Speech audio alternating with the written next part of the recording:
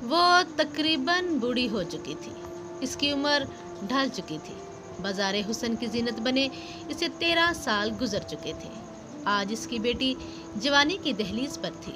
न जाने कैसे मैंने इसे मशवरा दे डाला था कि तुमने इस राह पर चलकर सारी जिंदगी गुनाह कमाया है। कम से कम बेटी को तो इस राह से बचा लो। कम से कम इसे तो सुकून से जीने दो। मेरी बात सुनकर वो खिलखिला कर मुस्कुराई थी। इतना मुस्कुराई थी कि इसके आंसू बहने लगे थे। मैं पूरे वो शौक से कहता हूँ, वो हंसी की वजह से निकलने वाला आँख का पानी नहीं था। वो करब में मजबूर होकर मुस्कुराने के बावजूद निकल आने वाले आंसू ही थे। और मुस्कुराहटों के दौरान निकलने वाले आंसू को पहचान लेना भी महारत होती है। मुस्कुराहट के बाद जब इसने अपने आंसू को जब्त कर लिया तो इसकी आंखें करब की वजह से लाल दिखाई दे रही थी। इसने लहजा को हत्तल मकदूर नॉर्मल बनाते हुए कहा था कि मैं आपको अपनी कहानी सुनाती हूँ। अगर आपको लगे इसमें कहीं कोई गुंजाइश बाकी थी तो ठीक है, मैं ये जगह छोड़ दूँगी। और अगर आपको लगे कि मैंने इस फैसला ठीक किया तो आज के बाद कभी किसी तवाइफ से इसकी रौदात सुने बगैर इसे मशवरा ना देना। मैंने हामी भर ली। आप भी सुनिए इसकी कहानी। मेरा नाम अतीका फ़िरोज़ है। मेरे घर वालों ने मेरी शादी मेरे खालाजाद से तय कर दी थी, जबकि मैं अपने क्लास फ़ेलो वजाहत को पसंद करती थी। मैंने घर वालों की बहुत मिन्नत समाजत की कि वो अपने फ़ैसले पर नज़रसानी करें। मैं वजाहत के सिवा किसी और के साथ ज़िंदगी नहीं गुजार सकती, मगर मेरे घर वाले किसी सूरत भी वजाहत के साथ मेरी शादी करने पर आमादा ना थे।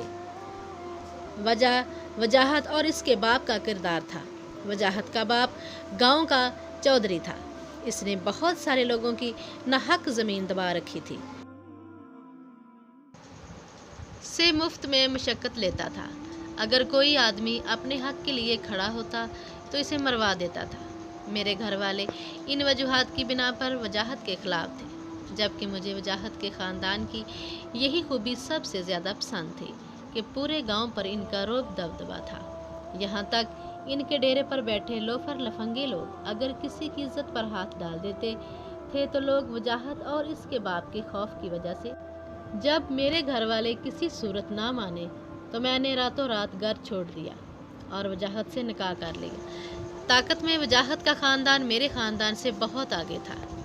मेरे ख़ानदान वाले कुछ भी ना कर सकते थे, लिहाजा मेरी फैमिली ने चुपचाप गांव छोड़ दिया और शहर शिफ्ट हो गए, जबकि मैं वजाहत के साथ नॉर्मल ज़िंदगी जीने लगी। मगर कब तक नॉर्मल ज़िंदगी जी सकती थी?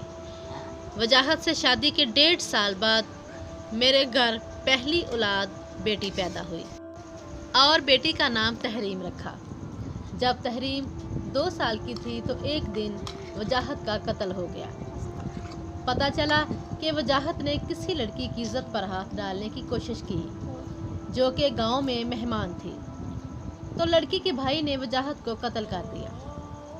कहो कि हमारे गांव की कोई लड़की होती तो शायद इसका भाई ये जुर्रत ना करता, मगर इन मेहमानों को शायद वजाहत के ख़ानदान की ताकत का अंदाज़ा नहीं था, या फिर वो वजाहत से मजबूत ख़ानदान से तल्लक रखते थे। वजाहत की मौत के कुछ अरसे बाद मुझसे कानूनी कार्रवाई के नाम पर चंद खाली कागजात पर दस्तखत लिए गए और इसके बाद मुझे बेटी समेत घर से निकाल दिया गया। उन्होंने बताया कि इन कागजात पर हमने लिखना है कि तुम अपने तमाम हक से दस्तबरदार होती हो। घर से निकलने के बाद मैंने बहुत से ठिकाने ढूंढे, मगर हर कोई मुझे जिस्म का भूखा ही मिला। मैंने बहुत मुअज़्ज़ज़ लोगों को भी काम और नौकरी के एवज़ जिस्म मांगते देखा।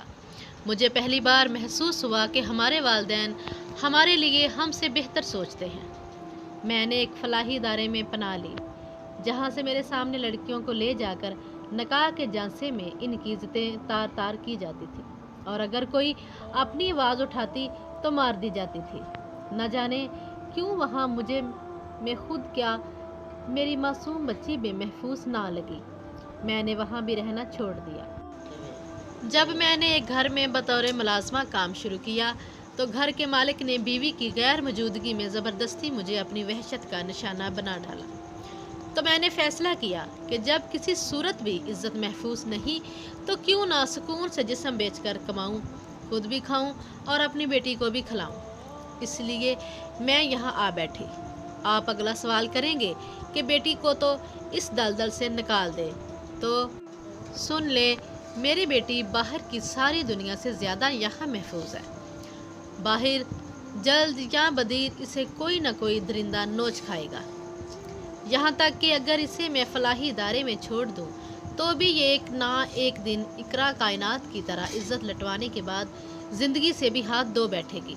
اور پاکستان کا قانون جو نہ میری بیٹی کی عزت بچا سکے گا نہ زندگی بچا سکے گا، بلکہ میری بیٹی کی موت کے بعد اس کے قاتلوں کو سزا تک نہیں دے سکے گا۔ تو اس سے کہیں زیادہ اچھا ہے کہ میری بیٹی یہاں ہی رہے اور اپنی مرضی سے جیے، کیونکہ میں نہیں چاہتی میری بیٹی اقرا کائنات کی طرح بے موت مرے۔ میرے پاس ان باتوں کا کوئی جواب نہ تھا۔ میں نے فقط ایک جملہ کہا کہ مجھے اجازت دیجیے، اور میں وہاں چلا آیا، یہ مان کر کہ ماں باپ اولاد کے لیے اولاد سے زیادہ بہتر سوچتے ہیں۔ دوستو، اگر ہماری ویڈیو اچھی لگی ہے تو اسے لائک کر دیں، اور اس طرح کی مزید اخلاقی سبق آموز اور مورل سٹوریز روزانہ دیکھنے کے لیے ویڈیو کے نیچے آپ کو سبسکرائب بٹن نظر آ رہا ہوگا، اسے پریس کر دیں، ساتھ موجود بیل آئیکن کو پریس کر کے آل پر کلک کر دیں تاکہ ہماری تمام ویڈیوز آپ تک سب سے پہلے پہنچ سکیں۔ شکریہ۔